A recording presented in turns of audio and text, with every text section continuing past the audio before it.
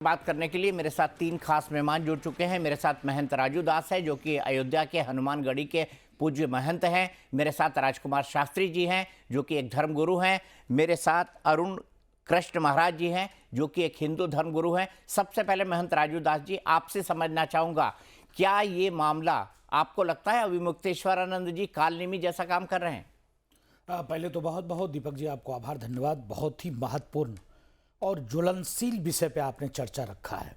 कितने दुख की बात है, कितनी दुर्भाग्य की बात है कि आज हिंदू धर्मगुरु और हिंदू आपस में बटा और लड़ रहा है। क्यों, किसके कारण, वजह क्या हुआ, कहां से शुरुआत हुआ, किसने इसकी शुरुआत किया, क्यों किया, इस पर भी चिंता और चिंतन होना चाहिए। आज धर्मांतरण, लब जिहाद, भारत तेरे टुकड़े होंगे, इंसा सुअर नारा पे, और आए दिन इस पर कोई चर्चा नहीं। मठ मंदिर की स्थिति जर्जर, गौशाला की स्थिति खराब, वेद पाठी ब्राह्मणों की कमी, आज हिंदू को कैसे गाली दिया जा रहा है, Sanatan, corona, dengue, malaria, typhoid, condom तक की संख्या दी जा रही है, और क्या क्या शब्दों का नहीं प्रयोग किया जा रहा है, इस पर कोई चर्चा नहीं होता। क्या आपने सोचा किस प्रकार से बांग्लादेश में हिंदू मारा जा रहा है, काटा जा रहा है, भगाया जा रहा है?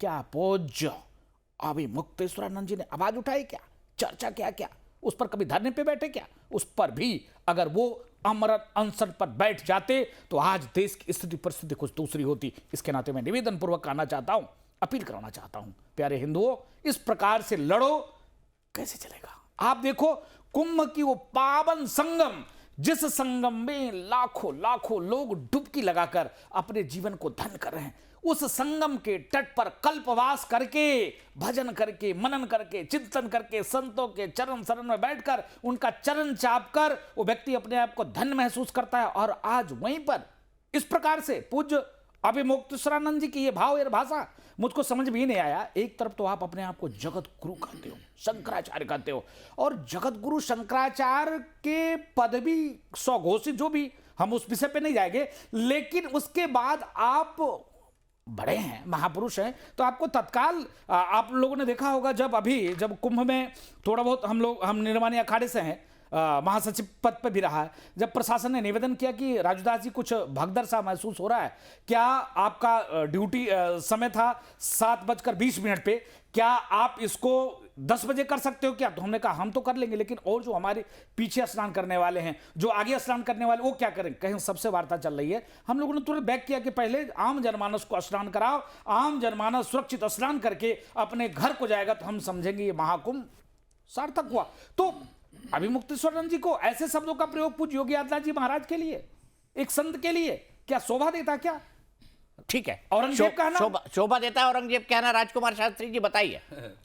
नहीं, देखिए ऐसा है दीपक जी कि जो शंकराचार्य हैं वह भगवान शंकर की गद्दी है, और चारों मठों की स्थापना भगवान शंकराचार्य जी ने देश की रक्षा के लिए किया। और जो शंकराचार्य महाराज हैं वो अपना सर्वस्व न्यौछावर करके, जीवन का सर्वस्व त्याग करके और देश के लिए, धर्म के लिए काम करते हैं, सनातन धर्म के स्तंभ होते हैं। और शंकराचार्य जी, आदरणीय श्रद्धेय अभिमुक्तेश्वरानंद जी के लिए यह कहना कि आप प्रमाण दिखाइए कि आप शंकराचार्य कैसे हैं, आप यह बताइए। मैं आपसे पूछना चाहता हूं, क्या कोई कोर्ट का रजिस्टर्ड एग्रीमेंट होता है, कोई रजिस्ट्री होती है कि आप शंकराचार्य? कोर्ट केस तो चल रहा है ना, कोर्ट केस तो चल रहा है, आपको भी पता है। कोर्ट में केस चल रहा है, कोर्ट ने उनके पट्टाभिषेक पर रोक लगा रखी है। नहीं, वह केस वासुदेवानंद जी का है, उसका कुंभ इस माघ मेला से कोई लेना देना नहीं है, क्योंकि वो स्वरूपानंद जी के केस से जुड़ा हुआ वो केस है, और स्वरूपानंद जी की विधिवत बिल के आधार पर विषय पे ऐसा है कि आप मेरे से ज्यादा उस मठ के बारे में नहीं जानते हैं। आप पत्रकार हैं, मैं मानता हूं आपकी योग्यता को, लेकिन मैं उस मठ के साथ बहुत समय से जुड़ा हुआ हूं। वह केस क्या है? वासुदेवानंद जी ने चैलेंज किया कि मैं वासुदेवानंद जी ने चैलेंज किया कि स्वरूपानंद जी है वो शंकराचार्य। सुन लीजिए राजकुमार जी, सुन लीजिए, हाईकोर्ट ने कहा दोनों शंकराचार्य नहीं है, शास्त्र सम्मत विधि से हो। स्वरूपानंद उसके खिलाफ सुप्रीम कोर्ट गए, जब स्वरूपानंद जी उसके खिलाफ सुप्रीम कोर्ट गए तो सुप्रीम कोर्ट ने कहा कि ये हिंदू धर्मगुरु से जुड़ा मामला है, इसलिए इस पर विवाद ना हो, इस पर लंबी सुनवाई होगी। लेकिन वो सुनवाई हुई नहीं, उससे पहले ही जो है वो स्वरूपानंद जी ने देह त्याग दी। उनकी विल के आधार पर जो है वो अभी मुक्तेश्वरानंद जो है शंकराचार्य बने हैं, लेकिन अभी अभी रविंद्रपुरी महाराज जी ने, जो कि अखाड़ा परिषद के अध्यक्ष हैं, उन्होंने कहा है कि खुद स्वरूपानंद जी ने कहा है मैंने ऐसी कोई विल बनाई नहीं, ये और रिकॉर्ड है। और बता दीजिए। ऐसा है कि कोई भी शंकराचार्य की नियुक्ति ना तो माननीय न्यायालय के माध्यम से होती है और ना ही सरकार के माध्यम से, हिंदू धर्मगुरुओं के माध्यम से तो होती है ना। हिंदू क्या अखाड़ा परिषद ने, उन्होंने कहा वो शंकराचार्य है? शंकराचार्य की क्या महंतों और महामंडलेश्वरों ने कहा? स्वयं शंकराचार्य ही करते हैं, और उसमें 4 शंकराचार्यों में 3 शंकराचार्यों की स्वीकृति होना आवश्यक है, जिसमें उनका विधिवत पट्टाभिषेक हुआ है। मैं उसका वीडियो आपको दे सकता हूं, और जिसमें उनका विधिवत पट्टाभिषेक हुआ है। और अगर ना होता तो द्वारिका पीठाधीश स्वामी शंकराचार्य जी यह बात कभी न कहते कि शंकराचार्य जी वह हैं। और अब अभी गोवर्धन पीठ के शंकराचार्य जी का भी बयान आ गया है कि मैं भी वहां पर आ रहा हूं, और अभी मुक्तेश्वरानंद जी मेरे लाडले शंकराचार्य हैं। आप इस प्रकार से, उसके बाद आचार्यों की 13 जो अपने अखाड़ा है उनके आचार्यों की, और सबसे अंत में काशी विद्युत परिषद की मोहर लगनी उसमें आवश्यक होती है। काशी विद्युत परिषद की मोहर लगी अवधेशानंद जी के मामले में, अभी मुक्तेश्वरानंद के मामले में। मैं आपको नहीं बताइए, काशी विद्युत परिषद ने कहा कि वो शंकराचार्य हैं, अभी मुक्तेश्वरानंद के मामले में हाँ या ना, इसका जवाब दीजिए। वह तब लगेगी जब शास्त्रार्थ होगा। हमारे सनातन धर्म में शास्त्रार्थ की विधि है। अगर कोई और व्यक्ति उस माध्यम से पहले सुप्रीम कोर्ट का नतीजा आएगा, पहले सुप्रीम कोर्ट का नतीजा आएगा, उसके बाद पट्टाभिषेक होगा या नहीं ये सुप्रीम कोर्ट तय करेगा। उसी के बाद वो शंकराचार्य हैं या नहीं वो बन पाएंगे। महंत राजूदास जी आपको जोड़ना चाहते हैं, उसके बाद भी आचार्य जी के पास जाऊंगा, मेरे पास में अरुण कृष्ण महाराज जी के पास जाऊंगा। वीडियो आपको दे सकता हूं। वो पट्टाभिषेक, उसी पट्टाभिषेक पर सुप्रीम कोर्ट ने रोक लगाई थी, उन्होंने जबरदस्ती पट्टाभिषेक किया था। ये भी रविंद्रपुरी महाराज जी ने कहा है कि एक तरफ डेड बॉडी रखी थी और दूसरा तरफ पट्टाभिषेक हो रहा था, और उसमें किसी संत महंत और महात्मा को नहीं बुलाया गया था। देखिए, रविंद्रपुरी महाराज जी की जो बयान है वह राजनीति से प्रेरित है। अच्छा, उस बातों का अखाड़ा परिषद के अध्यक्ष को आप राजनीति से प्रेरित बता रहे हैं। अखाड़ा परिषद के अध्यक्ष को आप राजनीति से प्रेरित बता रहे हैं। पट्टाभिषेक कर रहे हैं। आचार्य मैं वीडियो दिखा सकता हूं जिसमें शंकराचार्य जी संकल्प बोल रहे हैं, और संकल्प बोल करके कौन से शंकराचार्य हैं, कौन से दिखाइए, वीडियो दिखाइए। ये वीडियो मेरे पास है। कौन से शंकराचार्य ये भी बता दीजिए। मैं अभी आपको ना ये बता दीजिए ना, कौन से शंकराचार्य बोल रहे हैं। अभी आपके सामने कोई शंकराचार्य उपस्थित ही नहीं थे वहां पर। कैसी बात कर रहे हैं राजकुमार जी? राजूदास जी आप बोलिए, फिर मैं अरुण कृष्ण जी महाराज जी के पास जाऊं। मैं पूज्य आचार्य राजकुमार शास्त्री जी से निवेदन पूर्वक अपील करना चाहूंगा। अभी इन्होंने कहा कि अखाड़ा परिषद के अध्यक्ष राजनीतिक बयान दे रहे हैं। नंबर 1, इसको आप कोट करिएगा। दीपक जी, आपको कोट करने की जरूरत है।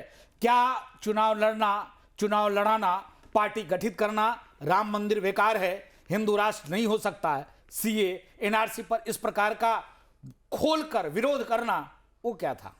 वो राजनीतिक नहीं थे क्या? कैसे इस प्रकार से कार्य और कृत किए जाना जो पूरे सनातन संस्कृति को अपमानित किया जा रहा है। आप अपना पर्सनल इशू को पूरे संत भेष पर थोप रहे हैं, ये तो कहीं से उचित नहीं है, कहीं से नहीं। पूज्य सरकार विद्वान इसलिए बात कर रहे हैं कि आज दुख हो रहा है। मैं आपको पूछता हूं, आदित्यनाथ योगी जी एक योगी हैं, योगी होकर के राजनीति में है या नहीं है? अरे तो शुरू से जुड़े, तो शंकराचार्य जी आ जाए, शंकराचार्य जी आ जाए, राजनीति करे, पार्टी बना, आ जाए, नहीं आना चाहिए, वो आवे ना, जगत गुरु के पद को छोड़े ना, वो आ जाए, जगत गुरु के पद को छोड़कर आज शंकराचार्य को मठ को त्याग कर वो हमें पार्टी बनावे, चुनाव लड़े। राजूदास भी उनके पार्टी से चुनाव लड़े। फिर मैं कहता हूँ अपना मत त्याग किया, अरे क्या गजब बात करते हो। वो पीठ लगातार धर्म के लिए कार्य किया है, पीठ दबे कुचले शोषित वंचित के लिए कार्य किया। आप औरंगजेब से तुलना करेंगे? नहीं, आप औरंगजेब से तुलना करेंगे? तो क्या आप शंकराचार्य जी को कालनेमी कहेंगे? तो किसने शुरुआत किया? कालनेमी शंकराचार्य जी हैं। फिर मैं कहता हूं, इसलिए मैं कहता हूं कि आप इतने बड़े पोस्ट पर होकर आपकी इतनी छोटी मानसिकता, इतनी तुच्छ मानसिकता, राजूदास गलत होता आप भी गलत हो जाएंगे। नहीं, ये विषय नहीं है। नहीं महोदय, आप इतने विद्वान महापुरुष हो, राजूदास गलत करे तो आप भी गलत कर दोगे। यही आप आचार्य, यही आप वैदिक ब्राह्मण है। यही मैं अगर मैं गलत करूं तो आप गलत कर जाओ।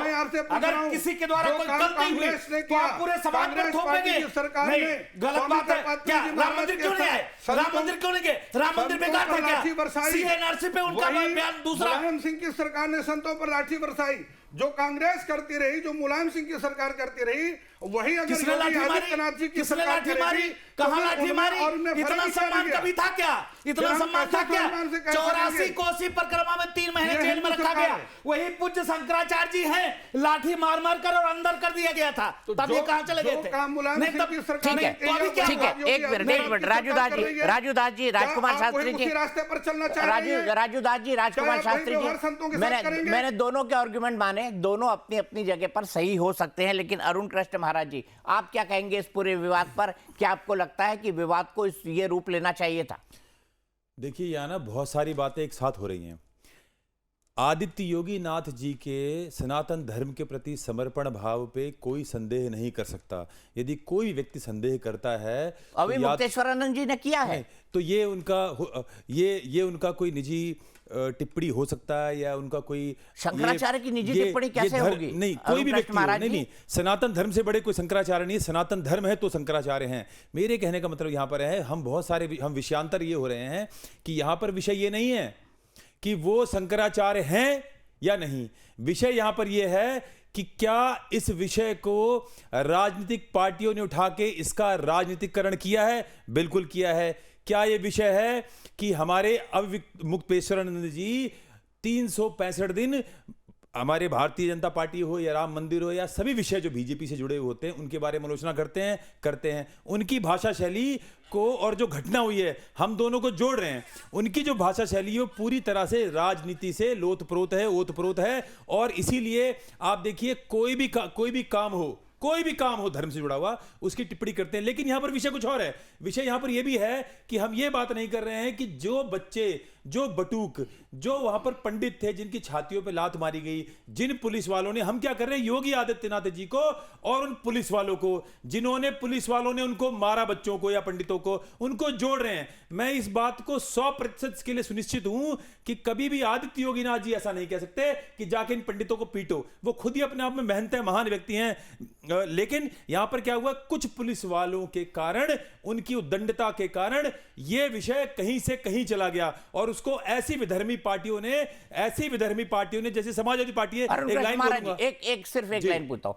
आपने कहा कि देखिए कुछ पुलिस वालों की गलतियों से, तो बड़ा दिल तो शंकराचार्य जी को भी दिखाना था ना, अभी मुक्तेश्वरानंद को भी दिखाना था। मैं यही कह रहा हूं कि कुछ पुलिस वालों की गलतियों को वो सीधे मुख्यमंत्री तक ना ले जाते, वो सीधे प्रधानमंत्री तक ना ले जाते। इसी को कह रहा हूं कि ये राजनीति से ओतप्रोत है। कि आप एक बात बताइए, ऐसी पार्टी जैसे समाजवादी पार्टी है, जिसने भैया सरजू नदी में हमारे राम भक्तों के पेट पे बालू बांध के फेंक दिया, अब सूप बोले तो बोले, छलनी भी बोल रही है जिसमें 72 छेद हैं। तो ऐसी राजनीतिक पार्टियां को हमें तो, मैं तो कहता हूं चैनल वालों को भी अवसर ही नहीं देना चाहिए। क्योंकि जब धार्मिक विषय है तो ये धर्मगुरुओं का विषय है।